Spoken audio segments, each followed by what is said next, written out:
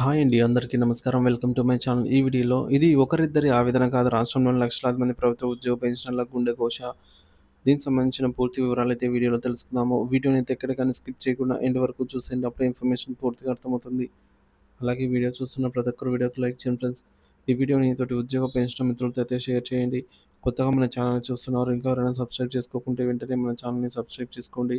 దీని ద్వారా నేను చేసే లేటెస్ట్ వీడియోస్ అన్నీ మీ వరకు రీచ్ అవుతాయి. ఇక ఆలస్యం చేయకుండా వివరాల్లోకి అయితే వెళ్ళిపోదాము. ఫ్రెండ్స్ ఇక విషయానికి వచ్చినట్లయితే చెప్పేవి శ్రీరంగ నీతులు, చేసేవి ఉద్యోగ వ్యతిరేక చర్యలు అన్నట్టుగా పాలకుల మాటలకు, చేతలకు పొంతన ఉండటం లేదు.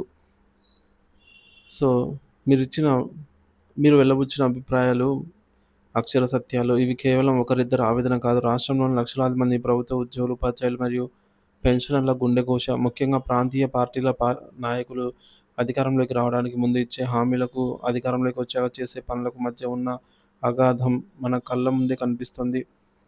కరోనా కాలం నుండి మొదలైన కష్టాల పర్వం. మన కష్టాలు కరోనా మహమ్మారి సమయంలో మొదలయ్యాయి. ఆ విపత్కర పరిస్థితుల్లో ప్రభుత్వం ఆర్థికంగా ఇబ్బందుల్లో ఉందని మనందరం అర్థం చేసుకున్నాం.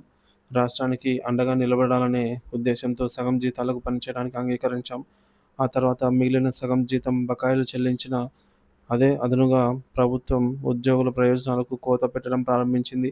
రివర్స్ పీఆర్సీ ఇవ్వటం, డీఏలను నిలిపివేయడం, జీతభత్యాలు ఆలస్యం చేయడం వంటి చర్యలకు ఆనాడే పునాది రాయి పడింది.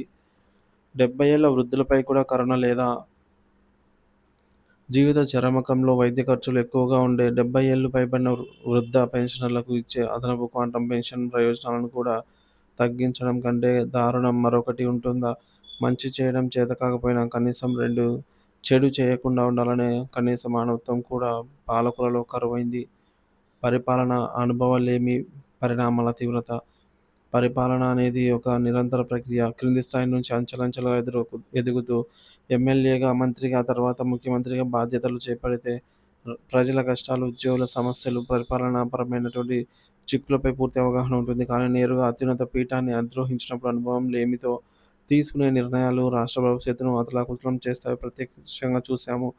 కోరి తెచ్చుకున్న కష్టాలు అని మనం బాధపడటం తప్ప చేయగలిగిందేముంది? గత అనుభవాన్ని దృష్టిలో ఉంచుకొని ఎంతో ఆశతో కొత్త ప్రభుత్వాన్ని ఎన్నుకున్నాం. కానీ వారి పాలనలో కూడా ఆశించిన మార్పు కనిపించడం లేదు. కొత్త ప్రభుత్వం ముందున్న ప్రశ్నల వర్షం. కొత్త ప్రభుత్వం ఏర్పడి నెలలు గడుస్తున్నా ఉద్యోగుల సమస్యల విషయంలో ఎక్కడ వేసిన గొంగళి అక్కడే ఉంది. ఒకటో తేదీ జీతం లేదా పెన్షన్, ఒకటో తేదీనే జీతం అనే కనీస భరోసా కూడా కరువైంది. నెలల తరబడి అనిశ్చితి కొనసాగుతూనే ఉంది. డీఏ బకాయిల సంగతేంటి? పెండింగ్‌లో ఉన్న డీఏలు, వాటి బకాయిలు ఎప్పుడు చెల్లిస్తారు?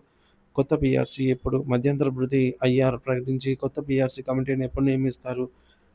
70 ఏళ్ల పైబడిన పెన్షనర్లకు తగ్గించిన ప్రయోజనాలను ఎప్పుడు పునరుద్ధరిస్తారు? అని చెప్పేసి ఈ విధంగా ప్రశ్నలు వెల్లువెత్తుతున్నాయి.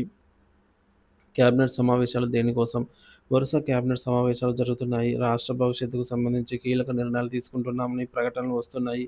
కానీ రాష్ట్ర పరిపాలనలో కీలకమైన ఉద్యోగులు తమ జీవితాన్ని రాష్ట్ర సేవకే అంకితం చేసి పెన్షనర్ల సమస్యలపై కనీసం ఒకటంటే ఒక్క అంశం కూడా ఎందుకు చర్చకు రావటం లేదు? ఇది పాలకుల నిర్లక్ష్యానికి, నిబద్ధతారాహిత్యానికి నిలువుటద్దం కాదా? లక్షలాది మంది ఎదురుచూపులకు ప్రభుత్వం ఎప్పుడు తెరదించుతుందో, వారి కష్టాలకు ఎప్పుడు పరిష్కారం చూపుతుందనైతే అందరూ సర్వత్రా వేచి చూస్తూ ఉన్నారు ఫ్రెండ్స్.